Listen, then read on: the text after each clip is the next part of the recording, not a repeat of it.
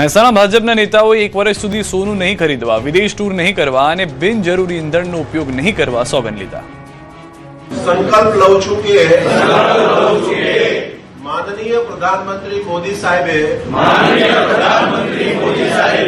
રાષ્ટ્રહિતમાં મહેસાણા ભાજપના નેતાઓ ધારાસભ્ય પદના કે કોર્પોરેટર પદના કે મંત્રીના શપથ નથી લઈ રહ્યા. આ નેતાઓ 1 વર્ષ સુધી સોનું નહીં ખરીદવું, વિદેશ ટૂર નહીં કરવા અને બિનજરૂરી ઈંધણનો ઉપયોગ નહીં કરવા સોગંદ લઈ રહ્યા છે.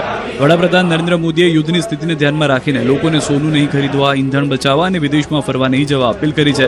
તેને સમર્થન આપી મહેસાણા કમલમ ખાતે ભાજપના નેતાઓએ વિશેષ સંકલ્પ લીધા. પીએમ નરેન્દ્ર મોદીના આહવાનને ઝીલીને ભાજપ નેતાઓ એક સાથે અર્થતંત્રને મજબૂત કરવા શપથ લીધા.